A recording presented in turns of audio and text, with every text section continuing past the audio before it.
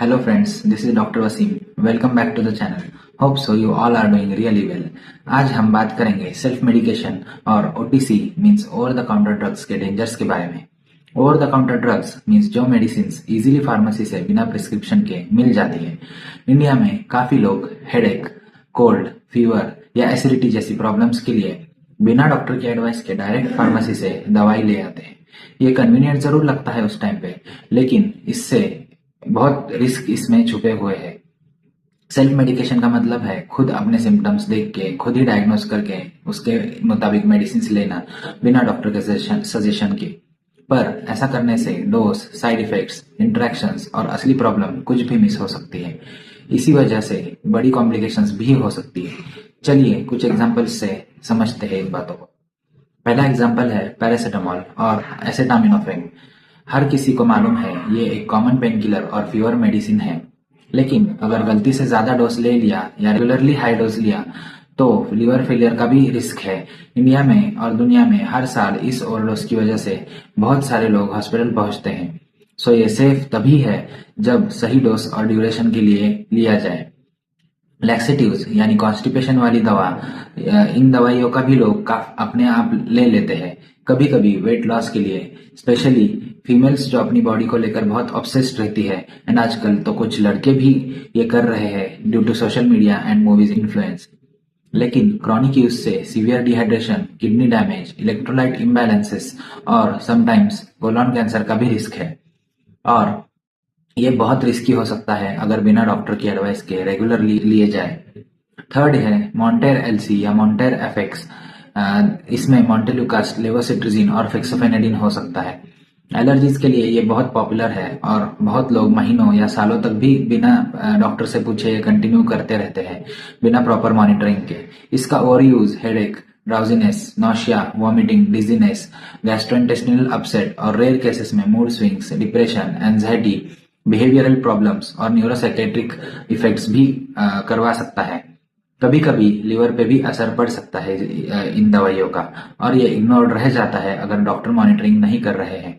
Colds और allergy drugs जैसे allergy के ड्रग्स जैसे बेनेड्रिल, डाइफेनहाइड्रामाइन या स्यूडोएफेड्रिन जनरली हर घर में मिल जाते हैं, लेकिन इनका ओवरडोज बहुत रिस्की हो सकता है।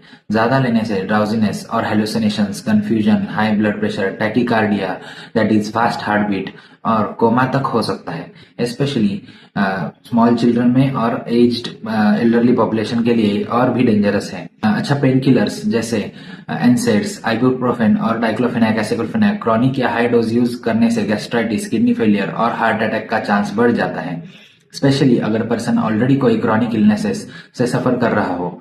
कॉमनली लोग पीपीआईज जैसे ओमेप्राजोल, पेंटोप्राजोल रेगुलरली लेते रहते हैं, ओवर द काउंटर मिल जाते हैं और बहुत सारे डॉक्टर्स भी इनको एकदम हार्मलेस समझते हैं।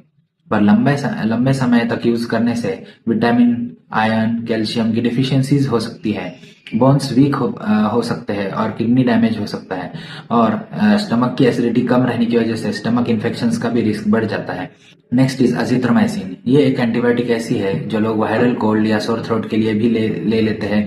प्रॉब्लम यह है कि एंटीबायोटिक्स वायरल इन्फेक्शन पे काम नहीं करते हैं, या फिर इसको ऐसा बोल सकते हैं कि जब तक काम करने स्टार्ट करते हैं तब तक मेजोरिटी वायरल इन्फेक्शंस अपने आप ही रिजॉल्व हो जाते हैं। ऊपर से गलत यूज से एंटीबायोटिक रेजिस्टेंस आ जाता है, मतलब फ्यूचर में जब सच में जरूरत हो आपकी बॉडी को तब ये दवाई काम नहीं करेगी और साइड इफेक्ट्स जैसे डायरिया या लिवर इंजरी भी हो सकती है। लिवर का मैं इसलिए बोल रहा हूँ क्योंकि ज्यादातर मेडिकेशंस लिवर से ही पास होके न्यूट्रलाइज हो जाती है। सो दोस्तों, समरी यह है कि सेल्फ मेडिकेशंस बिना सोचे समझे, चाहे वो ओटीसी हो या प्रिस्क्रिप्शन के बिना, बहुत नुकसान तक पहुंचा सकती है। Liver, kidney, heart, mental health सब कुछ इम्पैक्ट हो सकता है। कभी कभी एक डोज भी प्रॉब्लम क्रिएट कर सकता है, स्पेशली अगर कुछ और मेडिकेशन या हेल्थ इश्यूज चल रहे हो साथ में। तो सेफ्टी के लिए मेडिसिन की लेबल ध्यान से पढ़िए, डोज कभी एक्सीड मत करिए, और कोई भी नई दवा अगर हो या सिम्टम हो तो डॉक्टर से कंसल्ट जरूर करिए। अगर सिम्टम 3 से 5 दिन में नहीं जाता है या बढ़ जाता है तो इमीडिएटली डॉक्टर को दिखाइए। हेल्थ के मामले में कॉम्प्रोमाइज बिल्कुल मत कीजिए, प्रोफेशनल एडवाइस ही बेस्ट है। अगर वीडियो अच्छी लगी तो लाइक, शेयर और सब्सक्राइब करना मत भूलना। अपने दोस्तों को भी ज़रूर सेंड करना, क्योंकि हेल्थ है तो लाइफ जीने का मज़ा है। और कमेंट्स में अपने सजेशंस और अगर कोई टॉपिक पे वीडियो चाहते हो तो ज़रूर बताइए। आज के लिए इतना ही, मिलते हैं अगली वीडियो में। Thanks a lot.